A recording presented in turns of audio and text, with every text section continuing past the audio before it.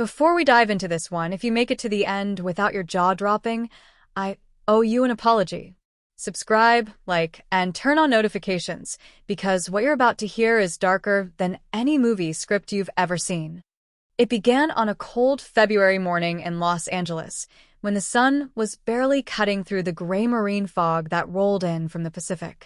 Police scanners buzzed with static before dispatch broke through. Unit 47, we've got a 10 to 54. Possible DOA. Abandoned studio, lot off Melrose. By the time detectives arrived, the place looked frozen in time, an old TV studio complex, locked since 2016. A rusted sign read, Silverline Productions. The building had been used for low-budget reality shows and indie films, but the last crew that filmed there had vanished after an abrupt production shutdown. Inside, the air reeked of mildew and dust. Old camera tripods leaned against the walls, their lenses shattered. The crime scene lights revealed faint drag marks on the concrete, long streaks leading from a cracked dressing room to a half-open storage door. Behind it, they found the body, a woman mid-30s, face pale beneath a layer of studio dust. Her ID said Emily Hart, a freelance producer who'd once worked for Silverline before it went bankrupt. Her wrists were zip-tied. Her phone was missing, but a small recording device lay near her hand, still blinking red. Detective Raymond Cortez crouched beside it, pressing play. The room filled with static, then a trembling voice. "If you find this, they know what I saw. Don't trust anyone from the crew." And then a scream. The tape ended there. Emily's name hit the press within 24 hours. Former crew members began resurfacing online, claiming the studio shut down after a freak accident during the final shoot of a reality show called Behind the Reel. But the production never aired. No one could find any record of the footage. When detectives pulled the studio's old servers from storage, most of the hard drives were wiped clean, except one. Buried deep inside was a folder named Final Fake. The footage was incomplete, corrupted, and time-stamped the night of the so-called accident, March 22, 2016. It showed the cast filming a heated confrontation scene between a celebrity guest and a contestant. But halfway through, the camera jerked violently, the frame shaking as someone shouted off-screen, "Keep rolling." The feed glitched, cutting to a different angle, showing a man dragging something heavy out of frame. That man was Michael Rains, the show's director. Detective Cortez tracked Rains down to a cabin outside Santa Barbara. When police arrived, he didn't resist, but his calmness was unnerving. "You shouldn't have reopened that place," he said quietly. "Emily wasn't supposed to be there." "What do you mean?" Cortez asked. Rains smirked.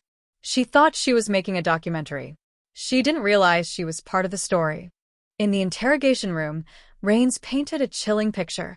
The show had staged dramatic confrontations, but something real happened that night. Something caught on camera that was never meant to be filmed. Emily had come back years later to dig into it, believing someone on the crew had covered up a death. But before Rains could finish his statement, he requested a lawyer and went silent. Hours later, while waiting in a holding cell, he was found unresponsive, an apparent suicide. His death shut down the interrogation, but the questions only multiplied. What had Emily discovered? And what was on the corrupted footage that someone didn't want seen?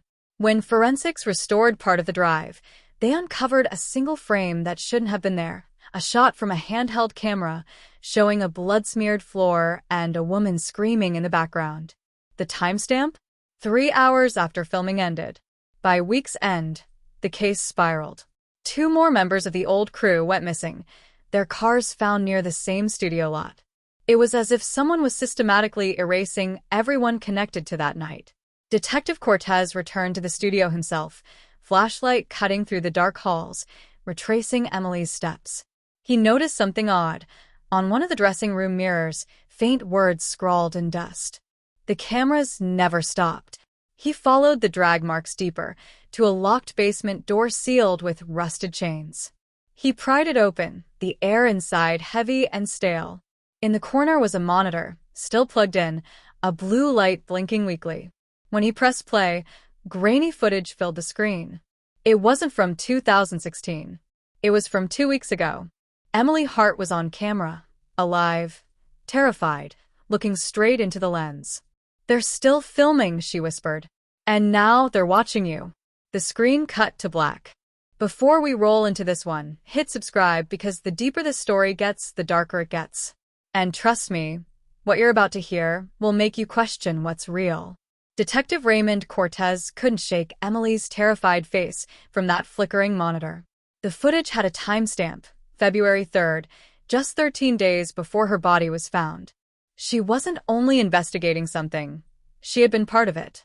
Forensics confirmed the video's metadata matched a newer model camera not manufactured until 2020, for years after the original show was shut down. Someone had continued filming long after everyone thought the production was dead. The next morning, Cortez called a briefing. "We're no longer investigating a cold case," he told his team. "We're investigating an ongoing operation. Somebody's using that studio again." They obtained a warrant and swept the Silverline property. Every room looked untouched, except Studio 3. Inside, they found fresh footprints in the dust, half-eaten food wrappers, and a row of new surveillance cameras mounted along the ceiling. Each one connected to a hidden server tucked behind the set wall. But when IT specialists tried to decrypt the live feed, the monitors went dark. Someone had remotely killed the signal the moment they were discovered. Cortez's gut twisted. Whoever they were watching them in real time. He ordered the place sealed off, but that night, one of his officers, a rookie named Janelle Torres, didn't show up to her post. Her cruiser was found 2 blocks away, engine running, driver's side door open. Her body wasn't there. Instead, on the passenger seat sat a single USB drive labeled Director's Cut. Back at the precinct, Cortez and the tech team loaded the footage. The screen crackled to life, showing Janelle herself, standing inside the Silverline lot. She looked confused, as if she didn't know she was being filmed. Behind her, faint movement, a figure holding a camera, circling her silently like a predator in the dark. Then came the whisper. Action. The video ended. News broke the next morning that the footage had been leaked online, a 30-second clip spreading like wildfire under the hashtag #DirectorCutMurder. Some claimed it was a marketing stunt. Others believed it was real. The LAPD had no comment, but the internet had already turned the case into an obsession.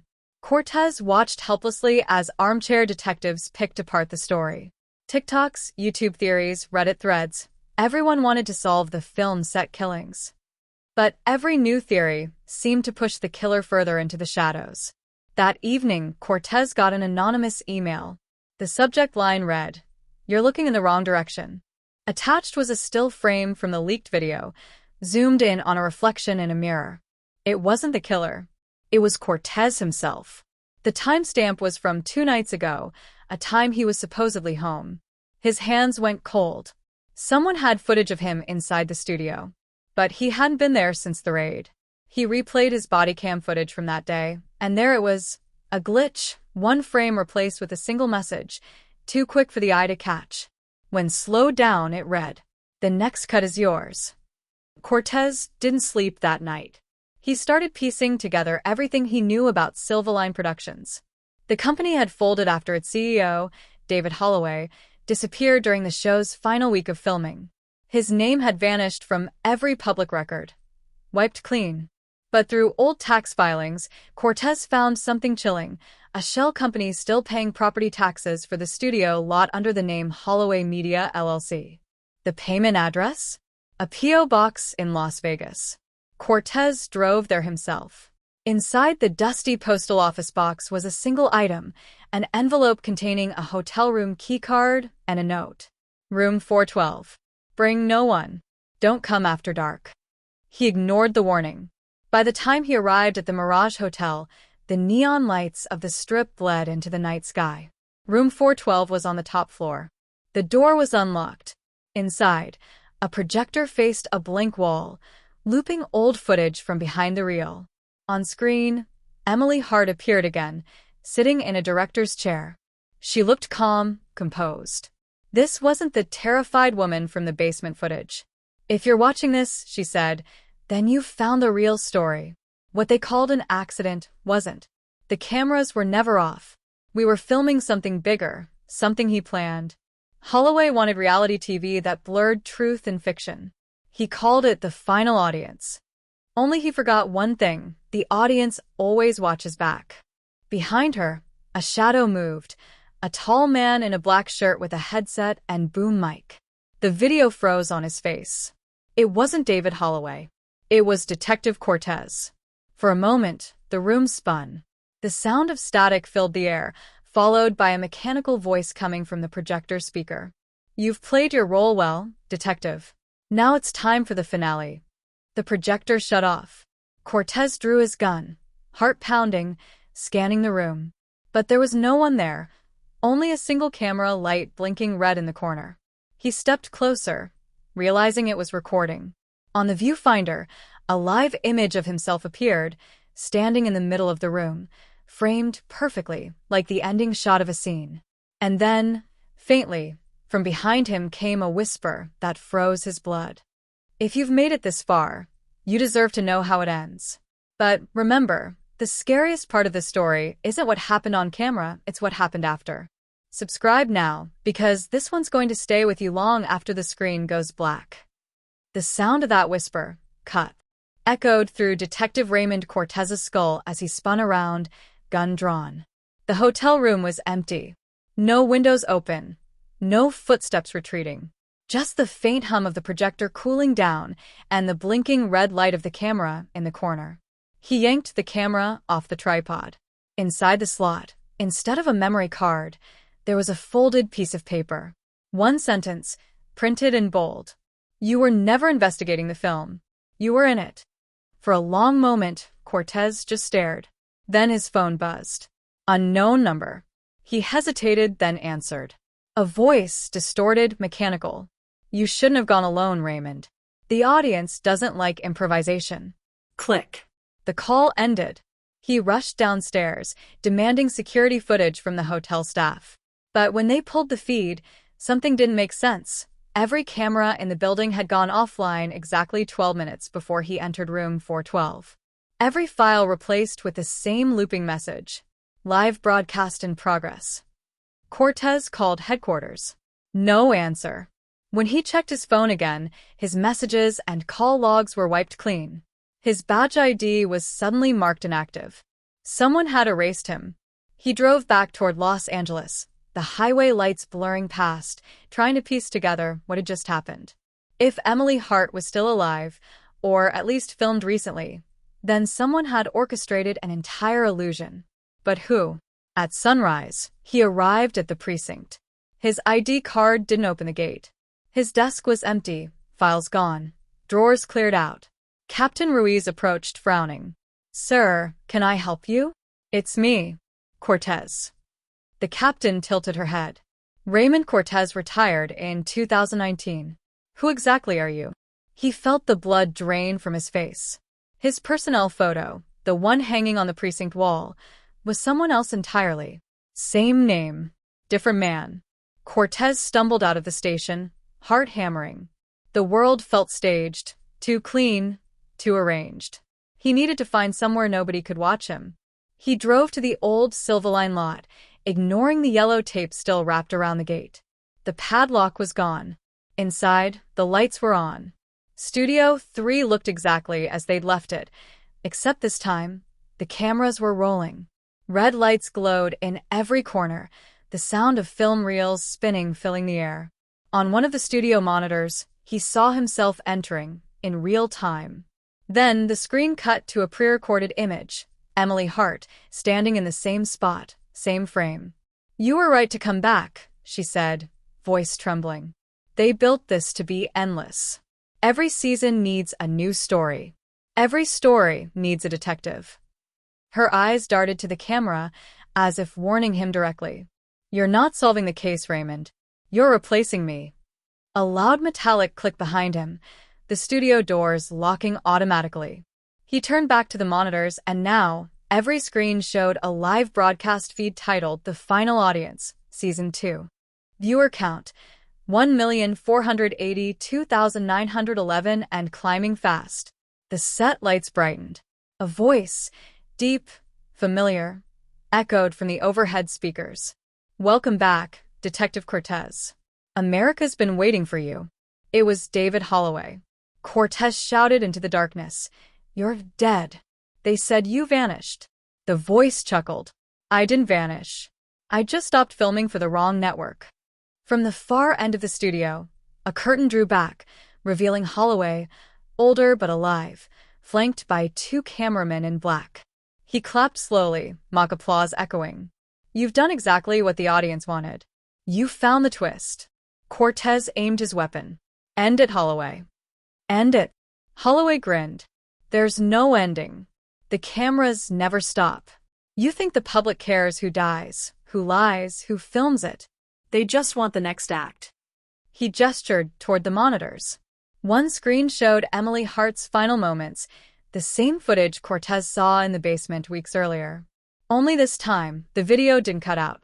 It kept rolling. She was pleading, crying, until someone stepped into frame. That someone was him. Cortez's heart stopped. The man in the footage, same build, same badge, same face. He was there, kneeling beside Emily's body, whispering something inaudible before turning off the camera. He stumbled back, shaking his head. "That's not me. That's not." "Every show needs continuity," Holloway said softly. "When one story ends, another begins. The only way to make it believable is to make the detective become the villain." Gunfire echoed. The lights exploded into darkness.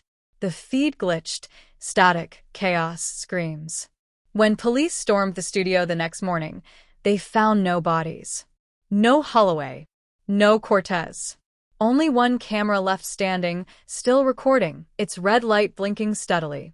The footage uploaded automatically to a private YouTube channel later that night. Within hours, it reached 2 million views.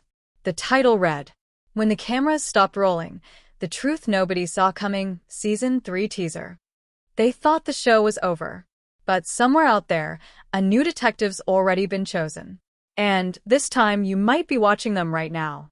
If you think this story was intense, you're not ready for the next one. Hit subscribe. You won't want to miss what's coming next.